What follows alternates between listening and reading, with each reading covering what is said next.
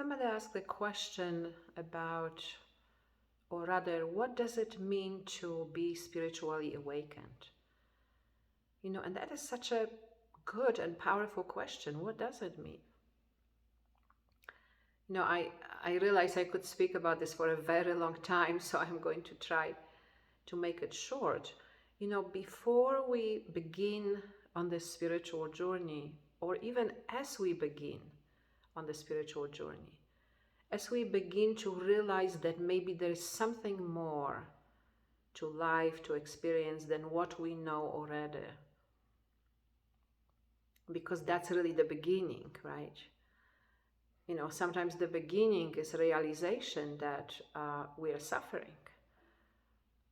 that there is suffering in life, and that we want to find a solution to that. So before we begin, or as we begin on the spiritual journey, we perceive and experience ourselves as a separate object. There's me, there's you, there's everybody else, there's everything else. In the universe, that is our normal, right? That's how we experience it.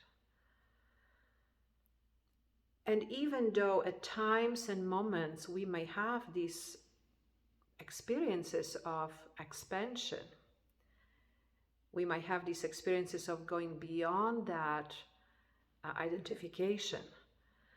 We might not even realize that at those times. They're just nice, beautiful, expanded experiences, or maybe moments of love that really opens your heart, or maybe moments of just stillness that comes over us. And what we don't realize necessarily in those moments, that which is revealed to us at those times, it's really actually our true nature, rather than this identification with the body or the mind. When I say mind, I mean thoughts, I mean I, the sense of I, one and the same thing, or ego. Sometimes we call it ego, right? One and the same thing, we say many words, but it's one and the same thing. So we begin to have, or we do have, or we sometimes experience these very expanded states, not realizing that it shows us something that is beyond the mind, something that is permanent, that is not passing like all other experience.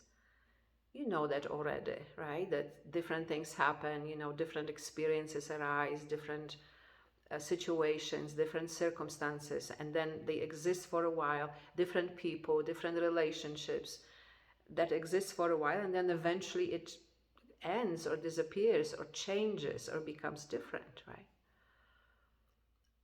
There is, however, one constant, and that constant is what I call, or what we call, our true nature. We can also call it many different names. Presence, we can call it consciousness, we can call it God, especially if we don't imagine God to be a person somewhere. If we realize that God is our true nature, that's really who we are. So we begin on this journey and we have these experiences. However, for most of us, we just don't have enough trust. We don't trust that enough. Our allegiance to the mind, I, thought, is so strong that even when we experience these expanded states, then eventually our attention moves back into the separation, into the identification. Because we have been used to that. We have been doing this for so long, millions of years we have been doing this identification. We have been believing it. This is what we have been going by, right? And so usually it takes, for different people, different amounts of time. And it also depends on the strength of our desire for truth. But usually it takes some time for us to begin to grow in trust, to begin to realize. What does it mean, grow in trust? It means to realize more and more and more that there really is something beyond the mind, and that we can trust that. And not only trust, but that we can know that internally, we can experience it. It is our true nature. It is not something given to us. It is not something that we reach at some point on the spiritual journey. It is something that is already naturally present. We just don't know how to pay attention. We just don't know how to notice that.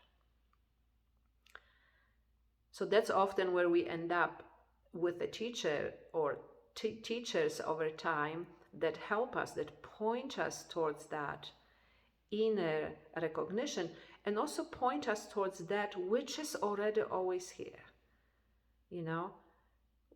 We don't realize it. It's, Papaji used to say, it's like a fish swimming in water, crying that she's thirsty.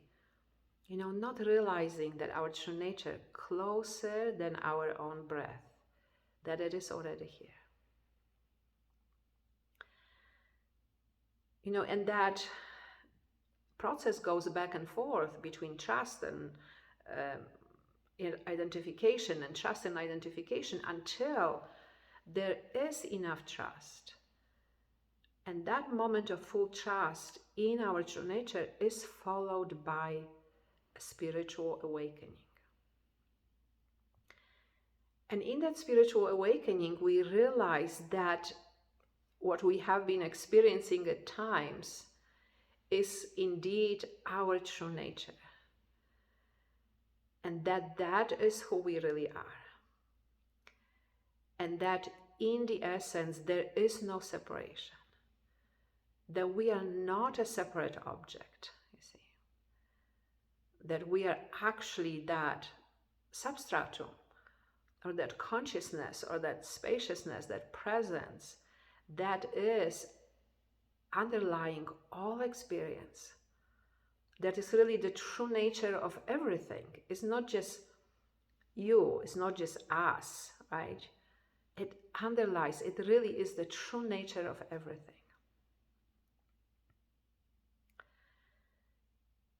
So once spiritually awakened, we know that.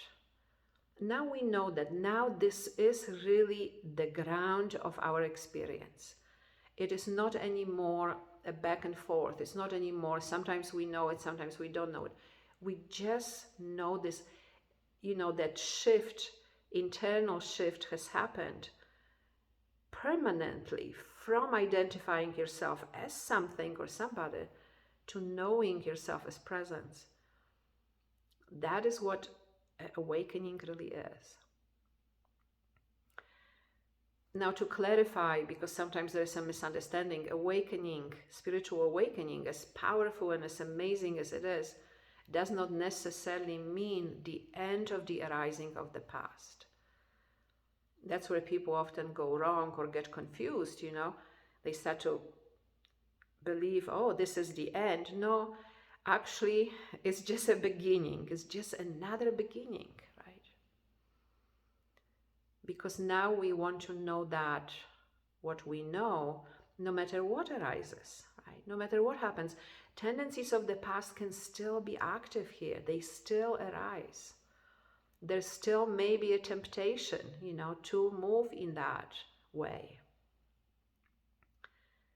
But that is a topic for another video, and I hope that clarifies it for you what spiritual awakening is. Is that realization that who we are is that spaciousness, consciousness, presence, that is always here, always already here. And that is the substratum, the foundation, the ground of all experience.